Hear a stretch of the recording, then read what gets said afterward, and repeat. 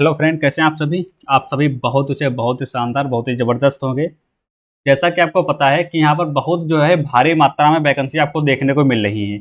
अब वो कौन सी वैकेंसी हैं, किन किन पोस्टों पे निकली है, सारी चीज़ें इसमें हम बात करने वाले हैं। आपका एग्जाम किस तरीके से होगा और आपका जो है एग्जाम पैटर्न क्या रहने वाला है, क्वालिफिकेशन क्या रहने वाला है, फार्म कब से स्टार्ट हो रहे हैं, सारी चीज़ें यहाँ पर हम क्लियर करने वाले हैं। और आपकी वैकेंसी कितनी आई है। अब यहाँ पे देखिए, जहां पर हमको उम्मीद 180 पदों की हो, जहां पर हमको उम्मीद 180 पदों की हो, 190 पदों की हो। अब यदि हमको वहां पर पद हमको देखने को कितने मिल जाए, 400 के समथिंग में 411 पद हम वहां पर हमको देखने को मिल जाए, तो ये हमारी बहुत बड़ी एक जीत हो जाएगी, या बहुत भारी संख्या में हमको वैकेंसी देखने को मिल जाएगी। तो हमारे लिए एक जश्न से ये कम नहीं है, क्योंकि ये हमारा जो आरओ और ए आरओ की भर्ती जो है, ये हमारी रोज रोज नहीं आती है। ये मान के चलिए वैकेंसी जो है ये हमारे 3 से 4 साल के बाद आती है वैकेंसी। यानी अब आपको 2023 में देखने को वैकेंसी मिली है। अब आप ऐसा मान लीजिए कि 4 साल इसमें और प्लस कर लीजिए, यानी 2027 या 2028 से नीचे आपको ये वैकेंसी देखने को मिलेंगी ही नहीं मिलेंगी। यानी ये जो वैकेंसी आपके 411 पदों पर आई हैं, ये बहुत ही भारी संख्या में आई हैं।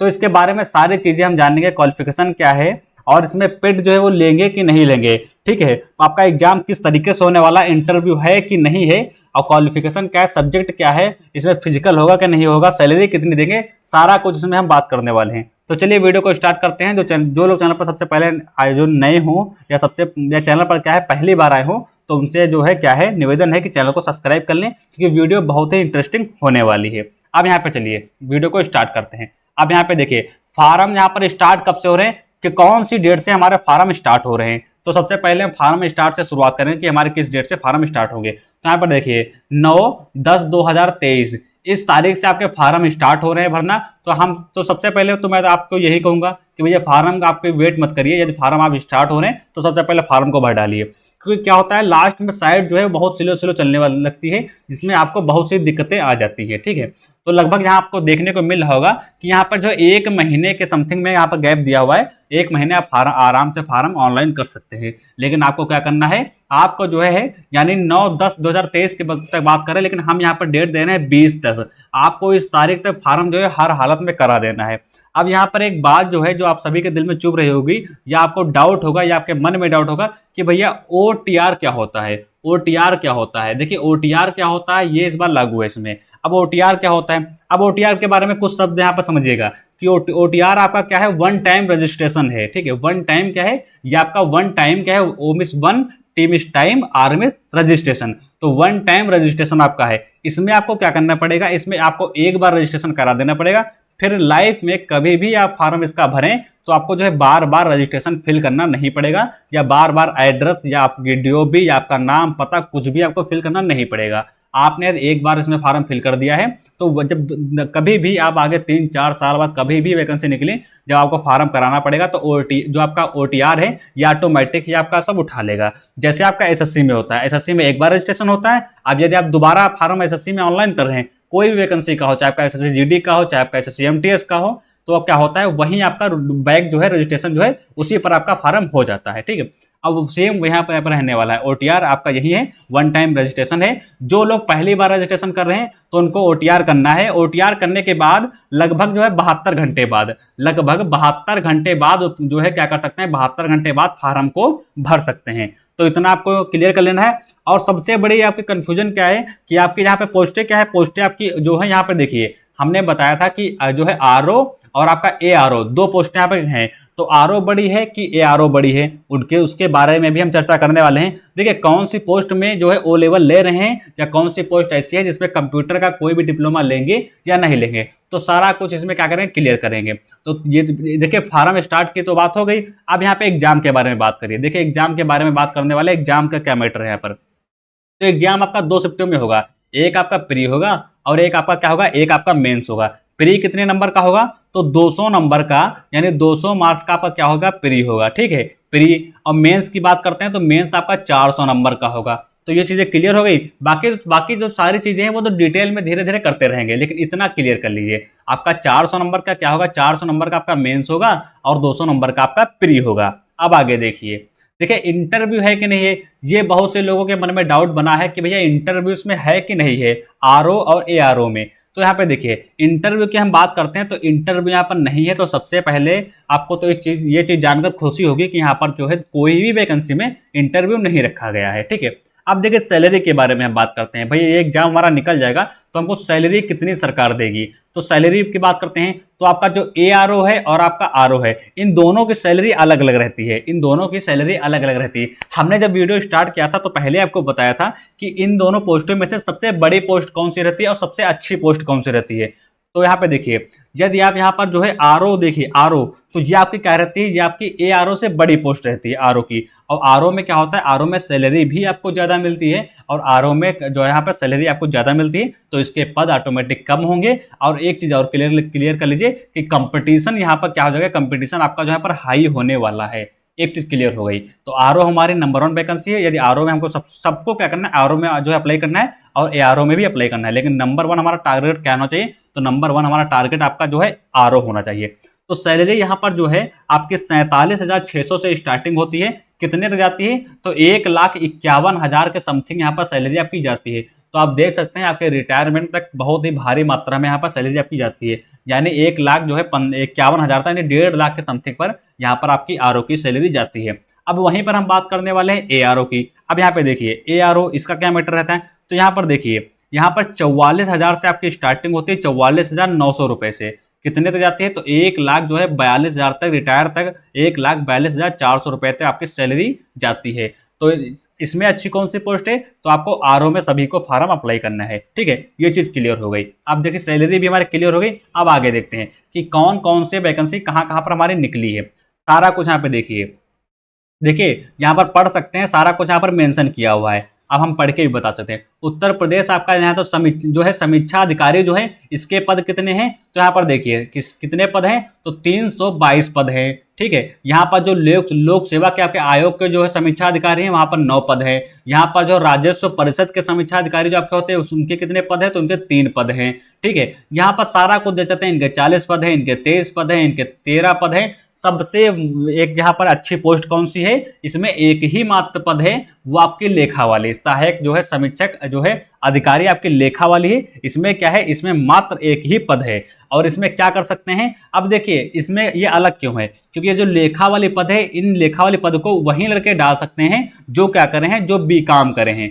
जो लड़के ग्रेजुएशन में B.Com करे हैं वही केवल जो है सहायक समीक्षा अधिकारी वाली जो पोस्ट है इसको डाल सकते हैं। और ऊपर की जितनी भी पोस्टें यहाँ पर जितनी भी पोस्टें यहाँ से हैं, यानी केवल 7वें नंबर के पोस्ट को छोड़ करके लेखा वाली वो जितने भी ऊपर के पोस्टें हैं, यदि आप ग्रेजुएशन करे हैं तो आप डाल सकते हैं। यदि आप कहा यदि आप ग्रेजुएशन करे हैं तो आप क्या कर सकते हैं, डाल सकते हैं। यहाँ पर ये नहीं कहा गया है कि आप ग्रेजुएशन में क्या करें हैं, चाहे आपका BA हो, चाहे आपका BSc हो या आपका कुछ भी हो, लेकिन आपके पास ग्रेजुएशन होना चाहिए तभी आप डाल सकते हैं। लेकिन यहाँ पर जो सहायक समीक्षा अधिकारी लेखा वाली है, इसमें आपका ग्रेजुएशन के तौर पर क्या मांग रहा है, यहाँ पर आपका B.Com होना चाहिए, ठीक है। इतनी चीजें हमारी क्लियर हो गई। अब यहाँ पे देखिए RO की कितनी पोस्टें हैं और ARO की कितनी पोस्टें हैं, क्योंकि सारे पोस्टें तो यहाँ पर मेंशन की गई हैं, ठीक है। अब यहाँ पे देखिए RO की पोस्टें देखिए, तो ऊपर से जो हमारी RO की पोस्टें कितनी हैं, यहाँ पर हमारी पहली और दूसरी और तीसरी ये 3 पोस्टें हमारी किन की हैं, तो ये 3 पोस्टें हमारी RO की हैं, ठीक है। और यहाँ पे देखिए ये चौथी और 5वीं और 6ठी और 7वीं ये पोस्टें हमारी कौन सी हैं, तो ये हमारी ARO की हैं। ये हमारी पोस्टें कौन सी हैं, तो ये पोस्टें हमारी ARO की हैं। अब यहाँ पे देखिए RO और ARO में यहाँ पर अंतर थोड़ा सा और समझ लीजिए कि हमने बताया पहली, दूसरी और तीसरी पोस्ट हमारी कौन सी है, तो ये हमारी RO की है। तो भैया यदि आपको RO में ऑनलाइन करना है तो आपको कोई भी कंप्यूटर डिप्लोमा की आवश्यकता नहीं है, आपका सिंपल सा ग्रेजुएशन है तो आप डाल सकते हैं। लेकिन आपको क्या करना है, चौथे, 5वें और 6ठे में आपको डालना है, तो आपको क्या होना चाहिए, ये आपकी ARO की पोस्ट है। तो यहाँ पर जो है कंप्यूटर डिप्लोमा मांगा गया है, यहाँ पर कंप्यूटर डिप्लोमा मांगा गया है। लेकिन यहाँ पर ये नहीं कहा गया है कि कंप्यूटर डिप्लोमा आपके पास कोई भी हो, मतलब O लेवल हो या आपका SSC, ये नहीं कहा गया है।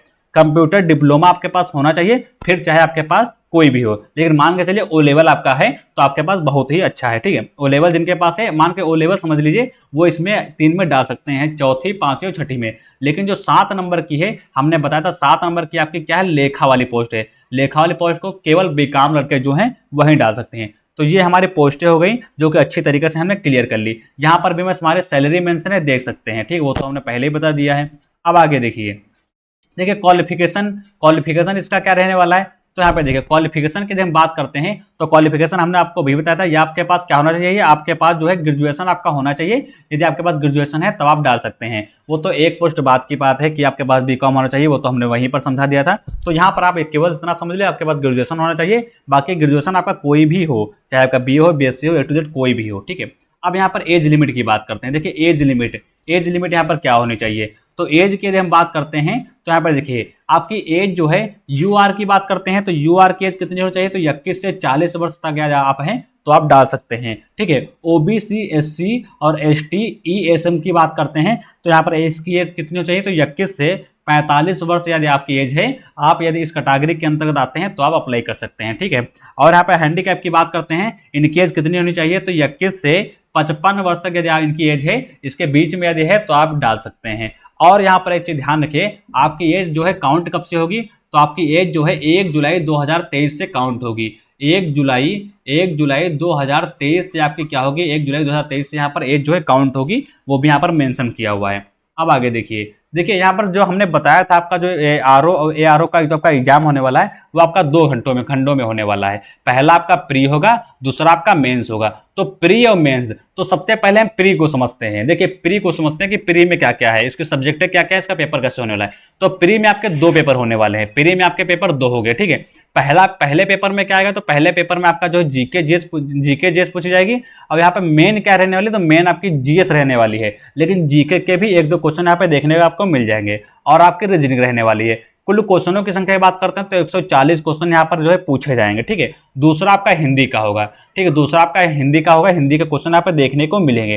तो ये हमारा जो है यहाँ पर प्री पेपर हो गया। अब आगे देखिए मेंस की बात करते हैं। देखिए मेंस की जब हम बात करेंगे तो इन चीज़ों को ध्यान से समझेंगे, क्योंकि मेंस में अधिक तो ज़्यादा लोगों को कन्फ्यूजन होती है। जब आपको अपने एग्जाम के बारे में ही नहीं पता होगा, यानी अपने सब्जेक्ट के बारे में ही नहीं पता होगा, तो आप जो है डालने से कोई मतलब बनता नहीं है, ठीक है। और यहाँ पे प्री के बारे में एक चीज़ आपका लिख लीजिए कि ये आपका कौन सा एग्जाम होने वाला है, तो ये आपका जो है ऑब्जेक्टिव एग्जाम होगा। ये आपका कैसा एग्जाम होगा, तो ये आपका जो प्री वाला जो है ये केवल आपका ऑब्जेक्टिव एग्जाम होगा। अब मेंस के बारे में देखिए, मेंस के 3 आपके पार्ट होने वाले हैं, ठीक है। मेंस के आपके 3 पार्ट होने वाले हैं, जो कि यहाँ पर मेंशन किए हुए आप देख सकते हैं। पहले पार्ट की हम बात करते हैं, यानी जो आपका मेंस का पहला पेपर होगा उनमें कौन कौन से सब्जेक्ट पूछी जाएंगी, तो जो यहाँ पर जीके ज्यादा पूछी जाएगी। जो आपका प्री का था उसमें आपकी जीके ज्यादा पूछी गई थी, सॉरी। और यहाँ पर जो आपका मेंस का है यहाँ आपकी क्या पूछी जाएगी, यहाँ पर आपकी जीएस पूछी जाएगी। पेपर कैसा होगा, तो पेपर आपका जो है ऑब्जेक्टिव होगा, ठीक है। क्वेश्चन कितने पूछे जाएंगे, तो 120 क्वेश्चन यहाँ पर पूछे जाएंगे, अच्छी तरीके से ध्यान रखना है। और यहाँ पे देखिए टाइमिंग की यदि हम बात करते हैं तो टाइम यहाँ पर आपको 2 घंटे दिया जाएगा। मेंस का जो पहला पेपर होगा उसमें 2 घंटे समय आपको दिया जाएगा। कितने नंबर का आपका पेपर होगा, तो 120 नंबर का आपका पेपर होगा। कितने क्वेश्चन होंगे, तो 120 क्वेश्चन यहाँ पर होने वाले हैं। क्लियर हो गई सारी चीजें। अब यहाँ पर मेंस का दूसरा भाग देखिए, मेंस का यदि आप पहला भाग पास कर लेते हैं, उसके बाद आपके जो है आप दूसरे भाग में एंट्री करेंगे। अब दूसरे भाग में जब आप एंट्री करेंगे तो यहाँ पर दूसरे भाग के भी कितने भाग होते हैं, दूसरे भाग के भी 2 भाग यहाँ पर होते हैं, जो कि आपको यहाँ पे देखने को मिल जाएगा। पहला भाग आपका जो सब्जेक्टिव होने वाला है, भाई सब्जेक्टिव में क्या पूछा जाएगा, तो सब्जेक्टिव में आपकी जो भी सब्जेक्ट रहेगी, जिस भी सब्जेक्ट से आप जो है ऑनलाइन करेंगे फार्म, जो भी आपके सब्जेक्ट मेन है ग्रेजुएशन में रहेगी, यानी जो भी सब्जेक्ट आपको ज्यादा पसंद है जिससे आप फार्म को ऑनलाइन करेंगे वहीं आपकी पूछी जाएगी। अब इसमें होगा क्या, इसमें आपको देखो लिखना क्या क्या होगा सब्जेक्ट, यहाँ पर सब्जेक्टिव में आपको लिखना क्या पड़ेगा। तो जैसे आपने हिंदी चुना या कोई भी और भी टॉपिक चुना, तो इसमें क्या होगा, आपको एक टॉपिक दे दिया जाएगा। टॉपिक पर आपका क्या होगा, आपको जो है शीर्षक लिखना होगा, सारांश लिखना होगा। यहाँ पर आपको जो रेखांकित यहाँ पर दिया होगा एक पैराग्राफ, उसको जो रेखांकित दिया होगा नीचे अंडरलाइन दिया होगा, उसका आपका अर्थ लिखना होगा। तो ये सारी चीजें आपके जो है मेंस के दूसरे पार्ट में खंड का में जो है यानी खंड 1 में आपको लिखने वाला है। पूर्णांक यानी 100 नंबर का आपका पेपर होने वाला है, ये भी इसको अच्छी तरीके से ध्यान रखना है, ठीक है। 2.5 घंटे का आपका समय दिया जाएगा।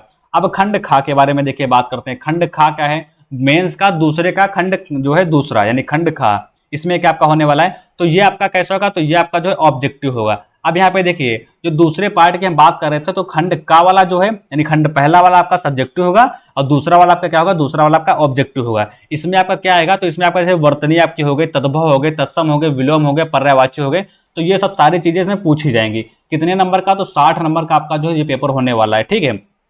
अब यहाँ पे देखिए ये सब आपका सारा कुछ क्लियर हो गया। उसके बाद अब आते हैं मेंस के तीसरे पार्ट में, जो कि फाइनल रहता है, यहीं से आपकी दूसरे से कट ऑफ बनती है और आपके मेंस के तीसरे पार्ट से यहाँ पे कट ऑफ बनती है। अब तीसरे पार्ट में क्या होगा, तो तीसरे पार्ट में यहाँ पे देखिए आपको एक टॉपिक दिया जाएगा। जैसे हमने यहाँ पे टॉपिक दे दिया, कोई भी टॉपिक दे दिया, यहाँ पे जो लिया हुआ हेडिंग में कि इस टॉपिक पर आप लिखिए, आप लेख लिखना है आपको। तो यहाँ पर आप 3 भाषा में लिखना पड़ेगा। जैसे हिंदी में जो लिखना चाह रहे हैं हिंदी में लिखें, जो उर्दू में लिखना चाह रहे हैं वो उर्दू में लिखें, और जो जो यहाँ पर इंग्लिश में लिखना चाह रहे हैं वो इंग्लिश में लिख सकते हैं, ठीक है। अब इसका क्या मैटर रहेगा, अब यहाँ पे निबंध आपको लिखना पड़ेगा। भाई तीसरे पार्ट में क्या होगा, तो हमने आप सभी को अभी बताया कि आपको क्या है, निबंध आपको लिखना पड़ेगा। अब यहाँ पे देखिए टाइम की बात करते हैं और नंबर की बात करते हैं। तो नंबर की यदि हम बात करते हैं तो यहाँ पे देखिए 120 नंबर का आपका पेपर होगा और 3 घंटे का समय दिया जाएगा। अब आप कहेंगे सर यहाँ पे 120 नंबर यहाँ पे मिल लेंगे और केवल निबंध लिखना है ना, निबंध लिखना है इसीलिए 3 घंटे समय यहाँ पर दिया गया है। अब ये सारे आपके ऑब्जेक्टिव हैं इसलिए इसमें समय कम दिया गया है।